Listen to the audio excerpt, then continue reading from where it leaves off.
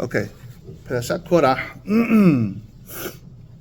There's two midrashim that I find interesting, and I would love to try to make some sense and connect all the dots if possible. Midrash number one. It's brought down by the Rabbeinu Bachye. Rabbeinu Bachye says, two notable figures in history were brought down to death because of their wives. I'm sure there are more than two, but like two notable people. Korach and, that's interesting, but he's Haman. In other words, Korach and Haman, their wives, we show them egging them on.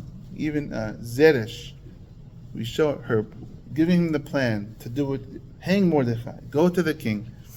With Shimshon, Delilah, you know, Delilah was his wife. Delilah. He made her his wife, right? Yeah, but you don't see her egging him on that he should keep doing it. She was secretly trying to take him down. It's a little bit different. In other words, Korach's wife and Haman's wife were pumping them up with like too much confidence. You can do it. You can do it. You can be the best. You can be the best. You can be number one, until they came to the demise. And I spoke about a little bit on Friday night about how some wives encourage their husbands to be the best, and some wives discourage their husbands and say, relax, you're not the best, you're number two. Number two is fine for you. And there's a place for each type of a wife. And so interesting that Rabbeinu Bachye brings down Korach's wife and Haman's wife. That's number one. I wouldn't have thought to say Haman's wife. It all makes sense. Is there something a little deeper there that I might be able to reveal? Second midrash is for the opposite. The Midrash Hagadol says there were three women who saved their husbands from death. Three notable women who saved their husbands. A flip Midrash, Midrash Hagadol. And the three women the Midrash says are Serah bat Asher, Serah, the daughter of Asher, the one who supposedly lived forever, went to Gan Eden alive, who's saying Yosef is alive, which is very interesting. When I read this Midrash, so what was my first thought, which I'm sure is your first thought? Serah bat Asher. We don't even know who her husband was. There's no record of her even being married. So Midrash, what are you telling me? We don't even know that she got married. That's number one. Wife number two, the wife of On ben Pelet, from this week's Parasha. On ben Pelet was on Korach's team until his wife told him not to be. It might be worth it to take 30 seconds, just in case anybody doesn't know, to explain that when Korach made his argument against Moshe Rabbeinu, he amassed a team of 250 rabbis revolting against Moshe Rabbeinu, and joining with him were Datan and Abiram, always the two troublemakers from always, and On ben Pelet. On ben Pelet was on his team, but when they died later on, it doesn't say On ben Pelet died. He just disappeared.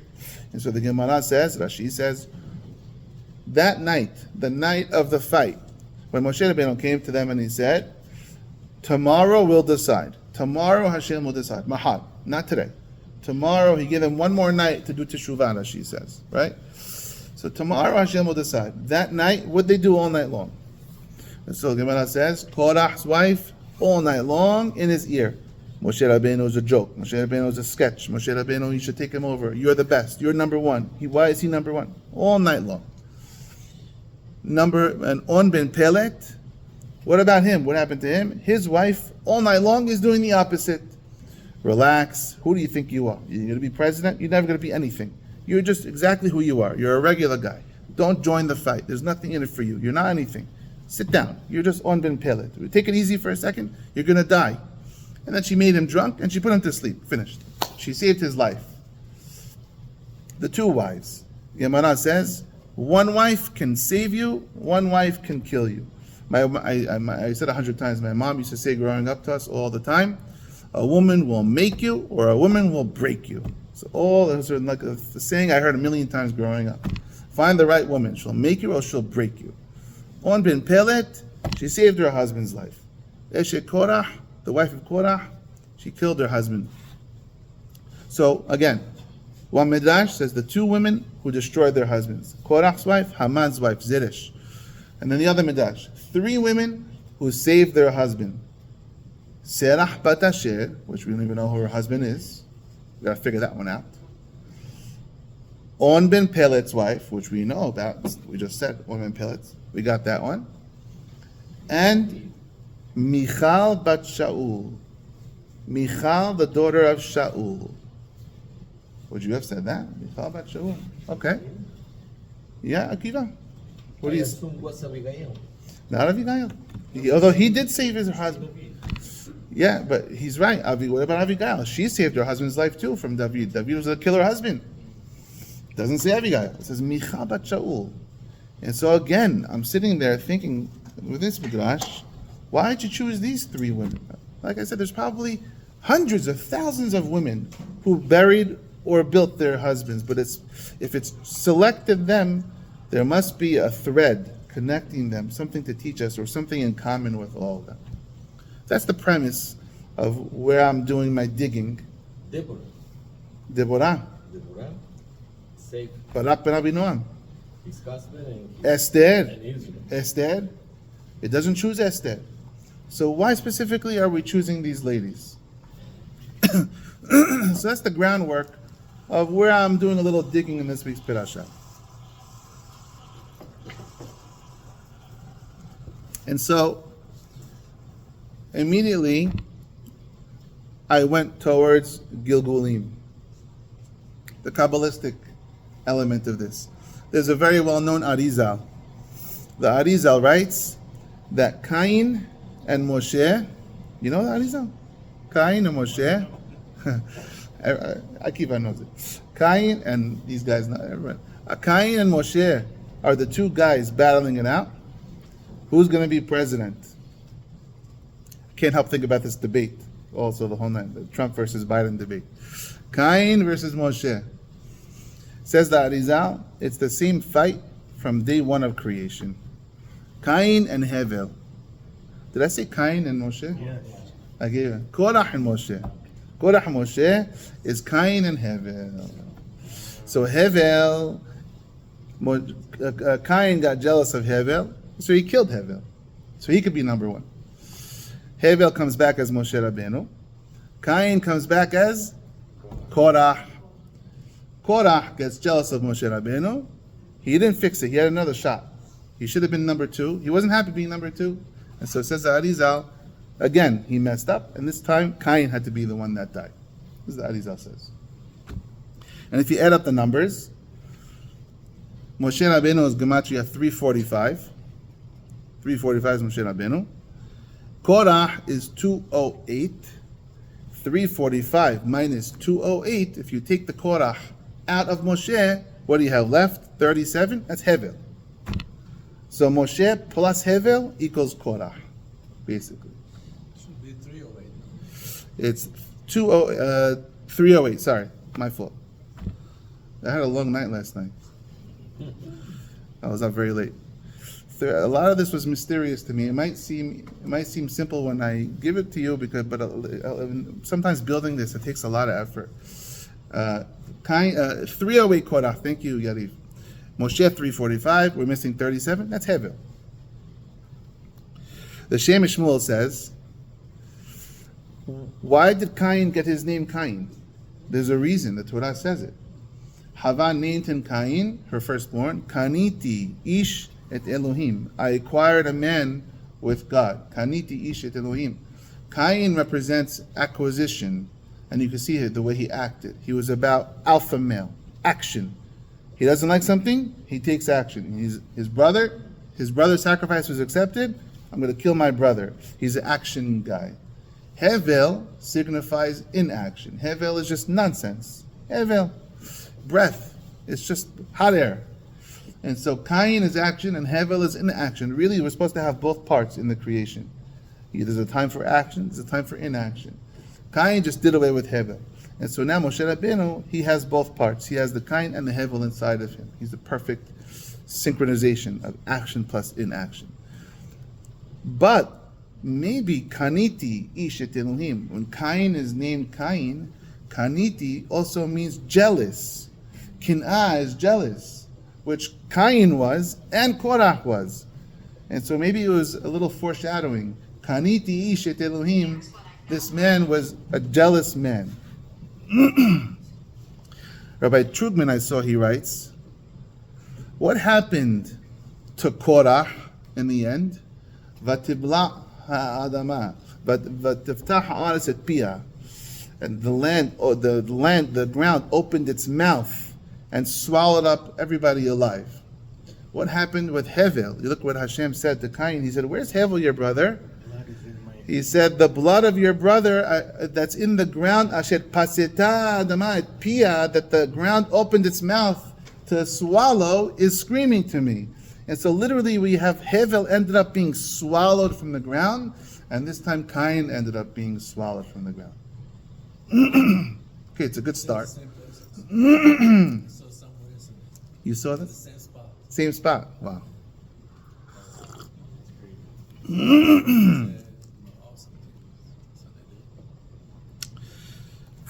But this is not going to be enough to help us with the ladies. This is only a start. Very nice. This is who the men are. But I'm focusing on the ladies. Why do we have those list of 5 ladies? And so for the ladies, we got the help from the Ramah Mipano, Big Mikubal. The Ramah Mipano writes, Korach's wife came back again. She was married, Korach's wife was married to Korach, who was, let's call him a number 2, even though he was probably a number 3 or a number 4. Aharon, Elisaphan, but he was a leader, but not the number 1 leader.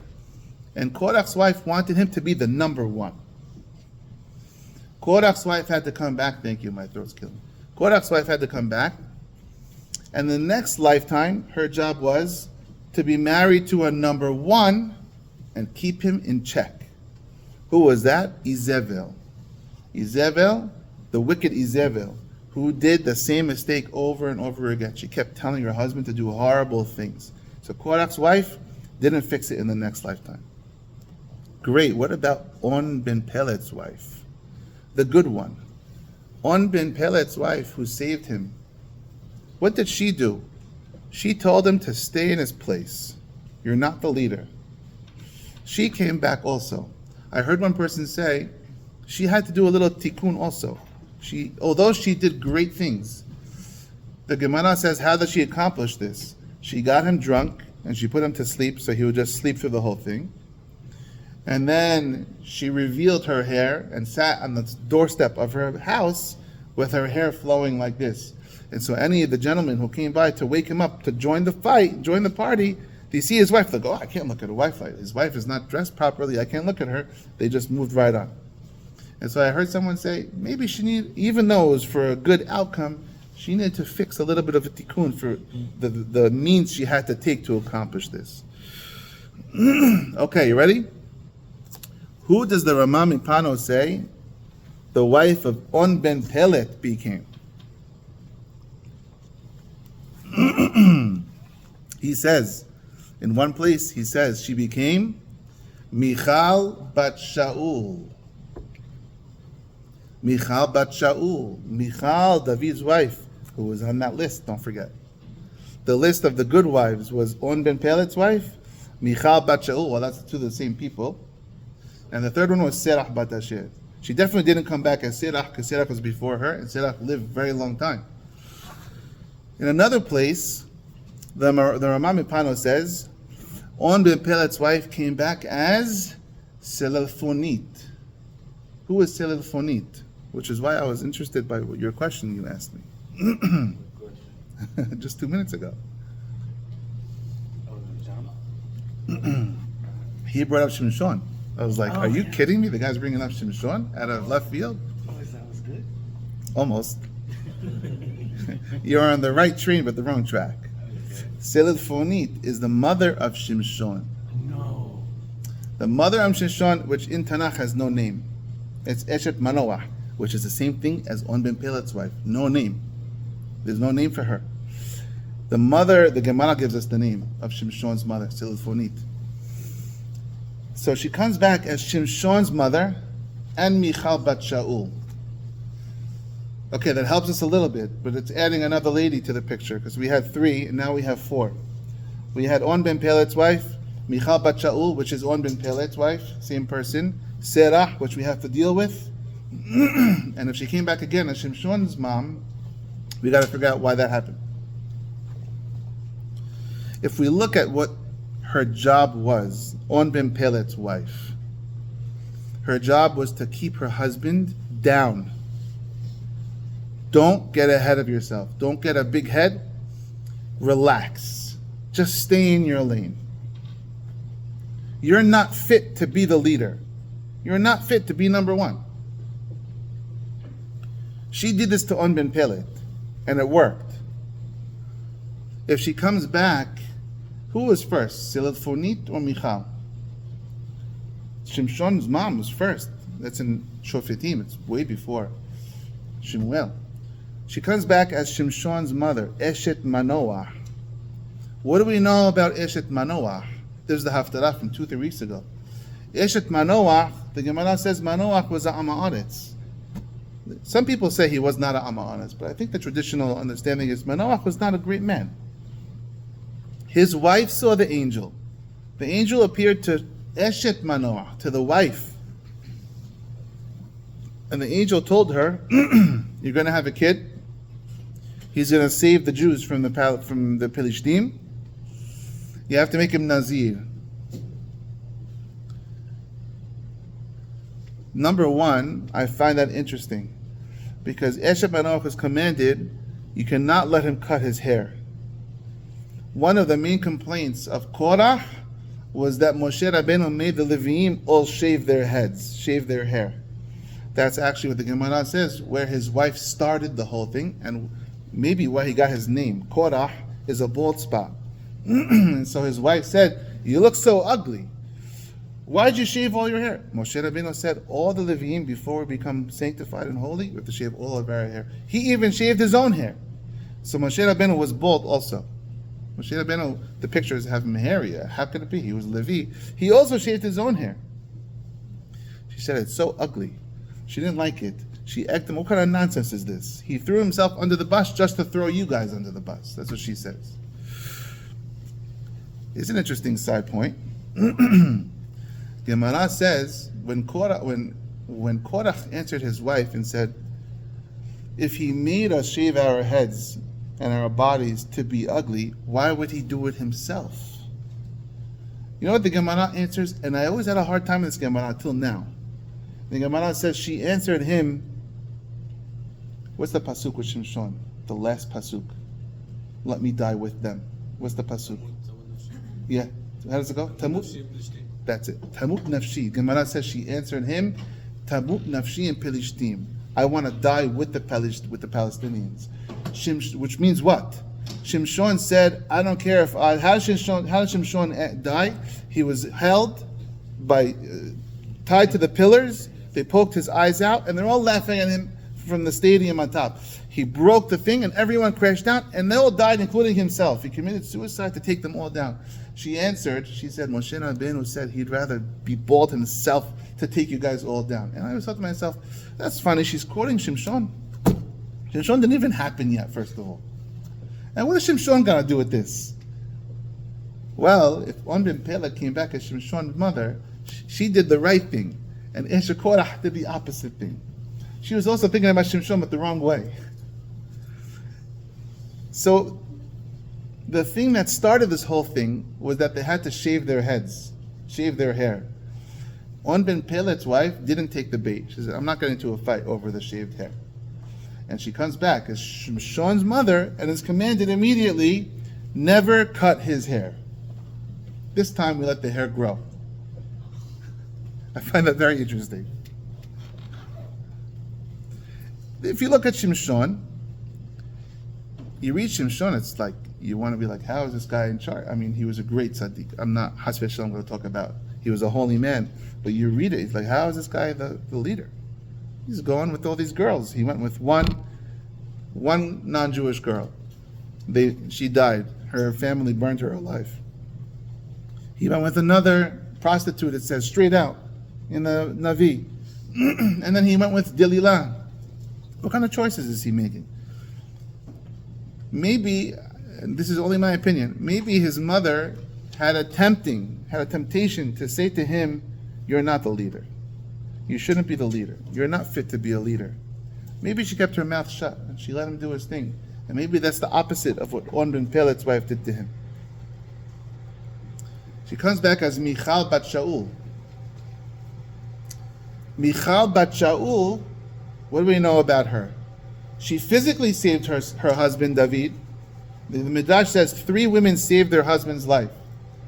Physically for sure. On ben Pelet we know. Michal bat Shaul, yeah, we know she physically saved. This is a straight out story in the Tanakh. When Shaul, her father Shaul, wanted to kill David, he was chasing after him. David and his wife Michal, the daughter of Shaul, were in the house, and Shaul finally found him in the house and surrounded the front of the house with his guards. And they saw from the window that all the soldiers were outside. They said, this is it. And Michal bat Shaul, she put a mannequin in the bed. She puffed up some pillows in the bed to make it look like a person, and she sent them out the back window. When her father came in, she said, oh, he's in the bed. And when her father stabbed the bed, and it was just stabbing pillows, he said to her, you traitor, you chose your husband over your father. She saved her husband's life. And she said, I didn't know. I thought it was him. That's what she said. But she knew. She saved her husband's life. That's how she did it physically. But maybe, it fits more if we look at the last story of Michal's life that we know of. David HaMelech is the leader and the king of the Jews. And they finally bring the Aron Kodesh, the Aron, back to the Jewish people. And David Mecharker, he was dancing like a crazy person. He was sweating and dancing. And it's funny because this morning we talked about the Kohanim lifting their robes up to see their shoes. She didn't like the way he was dancing because he was lifting his robe up and his legs were exposed. That's what it says in the Mifashim. I didn't think about that, by the way. Hashem makes the halakha class always synchronized with the Gemara, with the Parashah class. She tells him, she says to him, if you look at Navi, look at the words she says. She says, is this a king? She's sarcastic. She talks to him sarcastically. This is how a king acts? You think you're a king? You're a leader? You're like one of the servant boys. This is how you do it. If all the maids, all the women are watching you, all the women are watching and you're lifting and dancing and they can see your legs. This is a king? She's putting him in his place. It sounds a lot like On ben Pelet. You're the leader? You're not a leader. You're not fit to be a leader. This time David HaMelech says to her, I am the leader. What does he answer her? Unbelievable answer. I wish I had the Navi. I forgot to bring it. David HaMelech answers her. You could look it up. It's in Shemuel chapter 6. Not, yeah, it's okay. All right, fine. If you want to get it. If it's over here, only if it's in this room. Do we have a Shemuel in this room? If we happen to have one, fine. If not, forget it. We'll just do it by heart. I don't think we have one over here, Shemuel. What does David HaMelech answer her? He says, I am a king. Right, Akiva? He says, I am a king. What kind of an answer is that? I am a king. She was saying, why are you dancing? You should answer, I will dance. He says, no, I am a king. She was questioning his ability to even be a leader. The fact that you're doing this shows me you're not fit to be a leader. And he answers her and he says, I am the leader. It's mamash the opposite of On ben Pelet's wife. And so she comes back, according to the Ramah Pano. Now he doesn't say all this commentary. He just gives very snips. But she comes back as the mother of Shimshon, with it looks like a boy who's not able to be the leader, not fit to be the leader. And then she comes back with David HaMelech. He looks like he can't be the leader. And she was wrong, and she had to keep quiet. She didn't the second time, and he put her in her place, and she got punished. But she did save her husband's life. So we have 3 ladies on the right. We have On ben Pelet's wife, we know. She's good, we got her. We have Michal bat Shaul, we're also good there. That's On ben Pelet's wife. It's the same lady. Serach bat Asher. Okay, Serach bat Asher, I'm scratching my head. And I'm saying, maybe I didn't study enough. I have no idea who Serach bat Asher married. I know it doesn't say anywhere in the Torah who her husband was. So how am I supposed to find out who she saved if I don't even know who her husband was? And why would the Ramah Mipano go out of his way and say that she is Serach bat Asher, that On ben Pelet, who's Serach? He said Serach, On ben Pelet Serach bat Asher, yeah? Yeah. On ben Pelet, is that what he said? No. Why would the Midrash go out of its way to say Serach bat Asher saved her husband? And not tell us the story.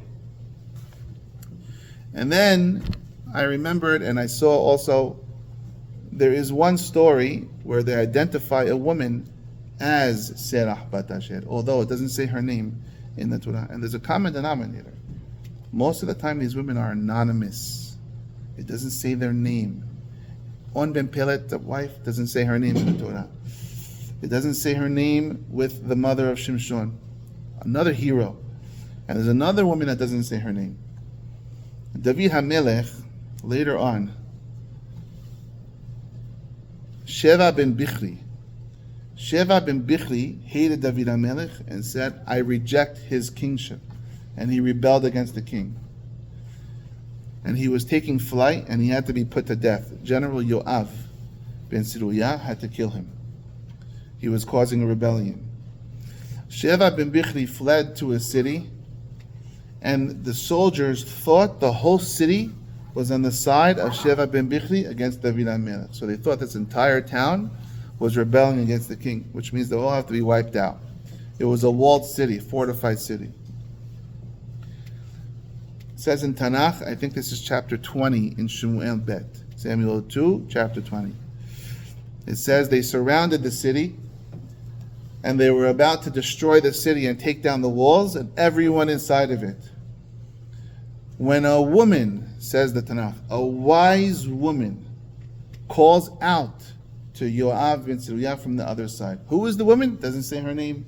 A wise woman calls out and says to Yoav, I am from the faithful women of Israel. Why are you killing innocent people? Do you want to swallow up a whole Nahalat Israel? This is what she says. Look it up. Chapter 20 in Shemuel Bet. Why do you want to swallow up a whole Nahalat Israel? For what? We're not against you. You think there's a whole mahloket here? There's a mahloket here. It's one guy, Sheva ben Bichri. She says to him, if you want his head on a plate, I'll give you his head on a plate. She saved the whole city. They went back. They took this guy. They handed him over. They saved the whole town. This wise woman is given credit for saving the entire city from death.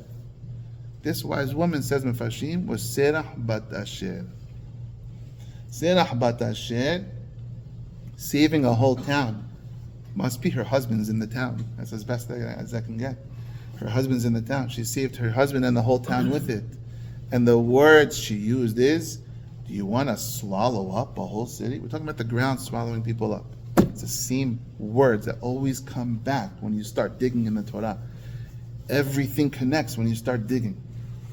And so on the left side we have the wife of Haman, the wife of Korach. On the right side we have now 4 ladies. We have On ben Pelet, saved her husband from joining mahloket and being swallowed up.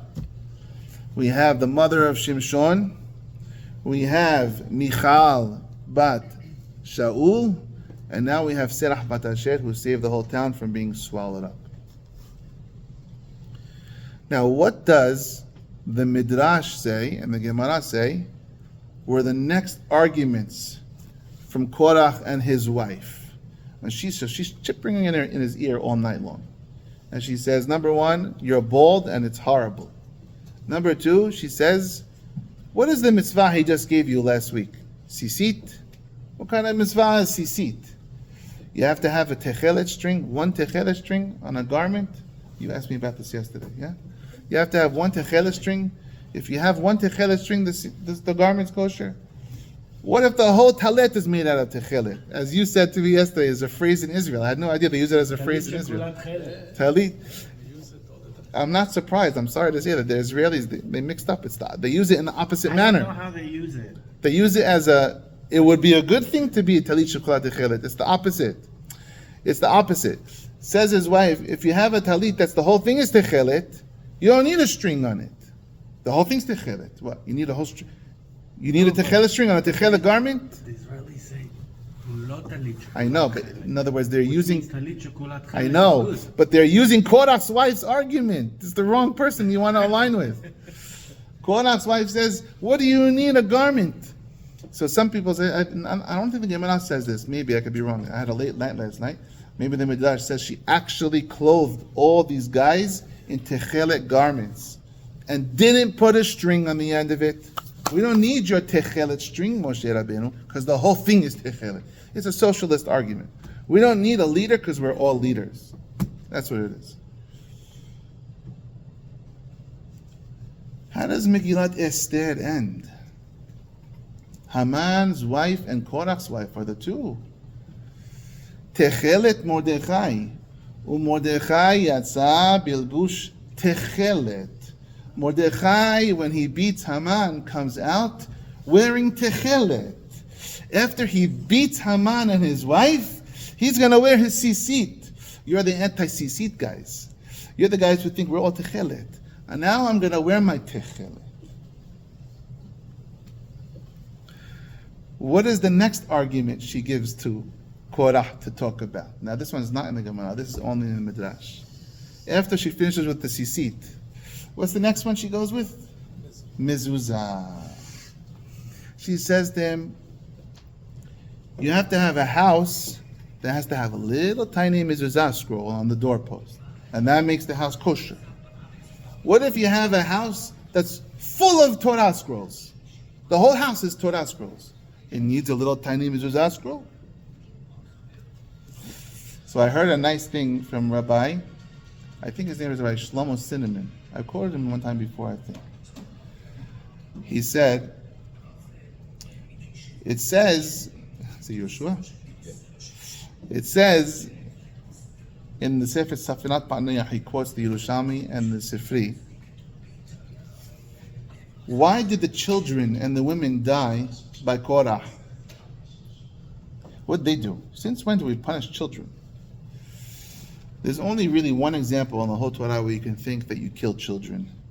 It's the case of an Eid Hanidahat, a city that's complete idolatry. It's just burned to the ground. Eid Hanidahat. It was a law that was given to them when they go to conquer Israel. If they find a city, if there's a city that's completely Eid Hanidahat, it's a Jewish city, but there's nothing in there. All idol. The whole place went to idol worship. You burn the whole thing to the ground. Women, children, tree, everything gets burned to the ground. Now the Gemara in Sanhedrin says, what page in Sanhedrin is it? I want to say 81, maybe. I'm not on my game today, so don't take me. The Gemara in Sanhedrin says as follows: some things never happen and never will happen. The Eid Hanidahat lo haya v'lo yiyeh. We say the same thing about Ben Sorer Morer, for example. A rebellious son. Never happened, never will happen. Well, there's an opinion in the Gemara that says Eid Hanidahat never happened and never will happen. Why? Says the Gemara. Why do you say that? You can't find an example of one time in history where the whole city worshipped idols. And the Gemara says, because if there's one mezuzah on the doorpost, you can't burn down Eid Hanidahat. There's a mitzvah on the Torah not to burn Hashem's name. You can't erase Hashem's name. And I can't even imagine that there can't be one city with one mezuzah on the doorpost. Come on, impossible. Even the goyim have mezuzahs on their doorposts. They have mezuzah on the cars, mezuzah necklaces. And so therefore it's impossible that the Eid Hanidahat ever happened. Says Rabbi Cinnamon, we say that Korach and his children and his family were all killed because they had a din, a halakha, Eid Hanidahat. You know for sure then, none of them had one mezuzah on their doors. If one of them had a mezuzah on their doors, they couldn't have been killed. They could have been. That's a great question. It's exactly the question they ask. Because the Gemara Sanhedrin actually goes on and says, not only mezuzah, any sefarim. Good question. It's a great question. None of them had a mezuzah on their doors. And so the tzitzit, they actually walked, which means it's unbelievable if you ask me. It's one thing to complain against the rabbi, I don't like this law. But they actually took action. I don't like tzitzit. Complain all you want while you wear the tzitzit, that you don't like the tzitzit. But you're actually going to go ahead and wear a garment with no tzitzit. I don't like mezuzah. It doesn't make sense to me. You're going to actually take it off your houses? That's how far your opinion, you're so confident you're going to do it. They actually took down their mezuzahs from their tents. They actually took the tzitzit off their garments. And they had no protection.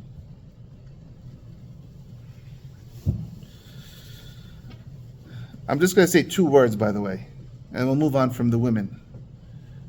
That's in my head the entire weekend. Forgive me. Jill Biden. That's what I'm going to say. Make your own references. I can't stop thinking about Jill Biden. What are you doing to your husband? Be like On Ben Pelet. You can save him. You can save him. Maybe he'll get swallowed up. There should be a 3rd woman on the list, maybe. One last piece, and we'll finish with today. Right. It's unbelievable. We're seeing this with our own eyes. We're seeing this with our own eyes. It's unbelievable. One last piece, a little tiny message, not related to the ladies. So I think I'm happy with as far as I got, trying to connect these dots with all these women. Just one last idea. Moshe Rabbeinu, I said before, he tells the guys, he says, Mahad, tomorrow is going to be the test, not today. And so, Rashi says, he said, tomorrow, give them all night. You have one night to do teshuvah. It's a delayed tactic. But there's a rabbi, his name is Rabbi Pinchas Shapiro of Koretz. He says such a beautiful thing. He says Moshe Rabbeinu was not just using a delay tactic.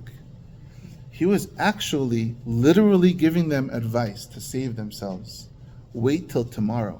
Not because I'm delaying. If you wait till tomorrow the right way, you won't die. And again, I saw Reb Simon in the same piece where he quotes the other thing. I saw he says this also. There's a Magen Avraham, Orach Hayim 67, I think. In the morning, we bless every day the blessings in the morning. And we say, Baruch atah Hashem, Shelo asani goy, you didn't make me a non-Jew. Shelo asani abed, you didn't make me a slave. Shelo asani isha, you didn't make me a woman. By the way, why do we say that? Not because we're better than women. Only because we happen to have more mitzvot than women.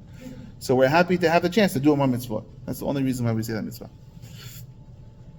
So there's a great question. A lot of Mfarshim, I think the Bach asked it, a lot of poskim asked the question.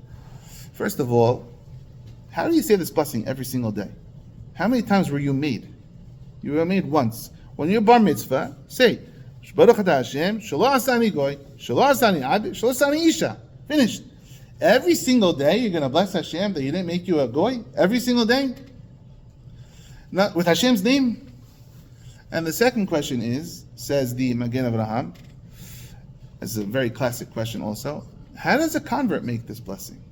Shelo asani goy. But he did make you a goy. How do you, with Hashem's name? How do you do that? And the Magen Avraham answers the question both with one answer. Now there's different answers to this question. The answer that I usually go with is the answer of other poskim. When someone is a ger, Hashem transfers their neshama. He has a brand new neshama. Or you can say their neshama was already at Har Sinai. There's a few ways to go about this. The Magen Avraham says, unbelievable thing. He says, when you go to sleep at night, you return your neshama to your master, and in the morning he returns it to you. Don't take it for granted that every morning you get a Jewish soul returned to you. Maybe he can return a non-Jewish soul to you one day. That's what Magen Avraham writes. Hashem does us a favor, and He returns each of us a Jewish soul every single day. And so don't think you're better than the ger. The ger has a Jewish soul today. So too you. You don't have to have a Jewish soul today. Hashem can give you a non-Jewish soul. You're new every single day. It's a brand new chance. There's no taking for granted. Every day is a new creation. When he returns your soul, he decides, okay, I'll give you another day as a Jew. And that answers why you say it every single day. And he didn't make you a slave today. He could have done it. He didn't. And that's why also a convert says the beracha every single day. And Isha? That already these days, it depends on the flavor of the coffee someone drinks. Rabbi Cinnamon says, he says, one of the guys, I forget who was asking this, he said, one of the Talmidim asked one of the Rebbeim, how do you know? How do I know for sure that I have a Jewish soul? Maybe today I got a non-Jewish soul. Maybe I shouldn't make the berachah today. It's such a yeshivish answer. He says to him, if you want to make the bracha, you know you have the Jewish soul.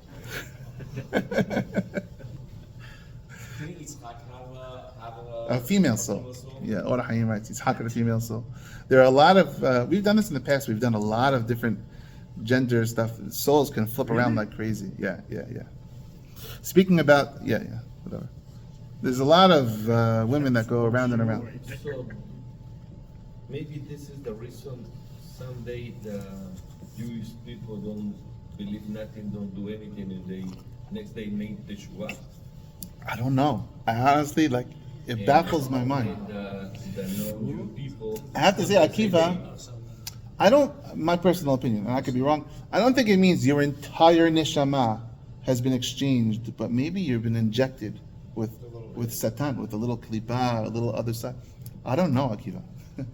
I'll be honest with you, it does seem sometimes when you look at some of these people, I'm going back to politics, you look at some of these people, it looks like they're possessed, if you ask me. So it could be what you're saying. It could be you earn your soul. You earn it. The way you go is what you get. So it could be what you're saying. I don't know. Yeah, you can get a woman's soul? Yes, absolutely. Yes. So it's true? People say I feel like a woman? No. It's the soul. It's the spark of Kiddusha. Although it does have physical ramifications in terms of childbirth, for example. So I'll give you one example. Ya'el. You know Ya'el? No? I'm just saying, I'm just asking. The example? Is the reason, it can happen. Is there a reason that, Hashem, justify that these people are saying I want to have a certain... No. That's never justified. It's not okay, right? No, it's never justified. But souls are actual souls are non-binary. They can go, they are binary, but they can go into each body. They can. But that doesn't give you any excuse to break any of the rules. And so just to wrap up this last point, says Rav Pinchas Shapiro of Koretz, understanding that every single day is a brand new soul. Tomorrow is literally different than today. And so he says, if Korach would have gone to sleep that night, he would not have died the next day. Moshe Rabbeinu wasn't just using a delay tactic. Oh, we'll do it for tomorrow. Moshe was saying, Habibi, go to sleep. Go to sleep, and tomorrow is a brand new day. Maybe when you get your soul tomorrow, it's going to be a brand new neshama. You won't even want to do this anymore. So when they say, sleep on it, let me sleep on it. It's actually a very Jewish concept. Sleep on it. I said this a few times. When I first got married, we used to ask people for advice, marriage advice.